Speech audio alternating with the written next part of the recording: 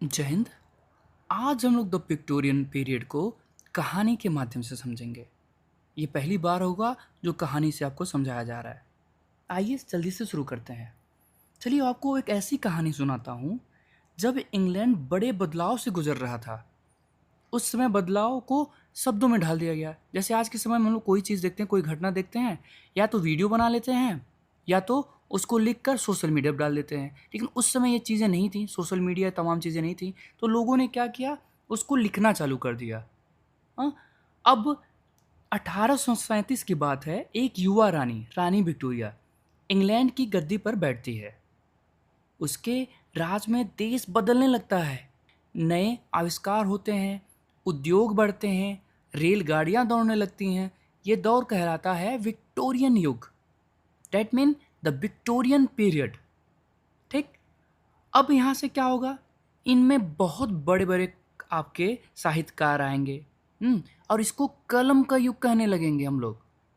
अब इसमें एक आते हैं बहुत फेमस, चार्ल्स डिकेन। एक ऐसे लेखक जिनकी कहानियां गरीब, अनाथों और समाज की सच्चाइयों को उजागर करती थी। उनकी कहानी ऑलिवर ट्विस्ट ने दिखाया कि एक अनाथ बच्चा किस तरह जुल्मों से लड़ता है। फिर आते हैं हमारे थॉमस हार्डी। उनकी कहानियां गांवों की मिट्टी से जुड़ी थी, पर उनमें दर्द, प्यार, निराशा का सागर था। उनका एक उपन्यास था टेस्ट ऑफ द अर्बरविल्स, बताता है कि समाज के कानून से बड़ा होता है। समाज के कानून से क्या बड़ा होता है? हमारे दिल का दर्द, इंसान के दिल का दर्द। और एक चीज़ को हम लोग भूल ही रहे हैं, शार्लोट ब्रॉन्टी ने जेन आयर नाम की एक लड़की की कहानी लिखी थी, जो अपनी इज्जत और आत्मसम्मान के लिए पूरी दुनिया से टकरा जाती है। और आज का समय क्या है? अपने इज्जत सम्मान के लिए कोई किसी से कुछ नहीं करना चाहता, बस अपने काम से काम, अपने मतलब से मतलब। लेकिन इस युग में बदलाव सिर्फ समाज में नहीं हुआ था, लोगों की सोच भी बदल रही थी। क्यों? क्योंकि लोग अब भगवान से ज़्यादा विज्ञान और तर्क पे विश्वास करने लगे थे। इसमें आते हैं अल्फ्रेड लॉर्ड टेनिसन। इन्होंने लिखा था, दुनिया बदल रही है पर इंसान के अंदर की खोज अब भी जिंदा है।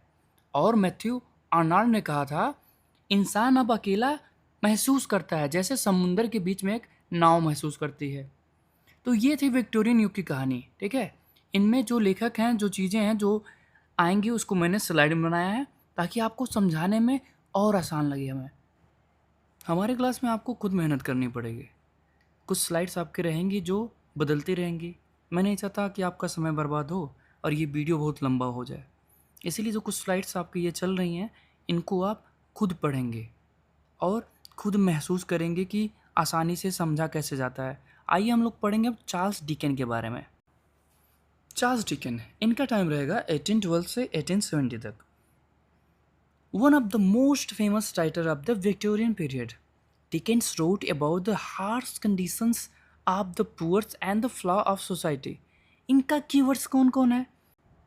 ओलिवर ट्विस्ट है, ग्रेट एक्सपेक्टेशंस है, ए टेल ऑफ टू सिटीज़ है।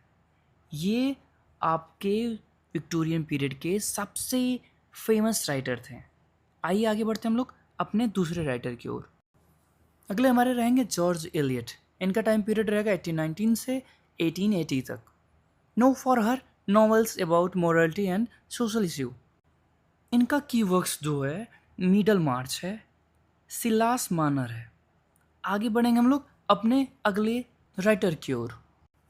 Alfred Lord Tennyson. इनका टाइम पीरियड रहेगा 1809 से 1892 तक। A famous poet of Victorian period, known for his reflective and melancholic poetry. इनका जो मेन वर्क्स है, the charge of the light brigade, Ulysses. अगली writer रहेंगी एलिजाबेथ बैरेट ब्राउनिंग। इनका टाइम पीरियड रहेगा 1806 से लेकर 1861 तक। Known for her romantic poetry and work on social justice. इनका जो मेन वर्क है, sonnets from the Portuguese, Aurora Leigh. आगे बढ़ते हैं थॉमस हार्डी के लिए। इनका टाइम पीरियड रहेगा 1840 से 1928 तक। Known for his novel that portrait the struggles of ordinary people against the forces of fate and society.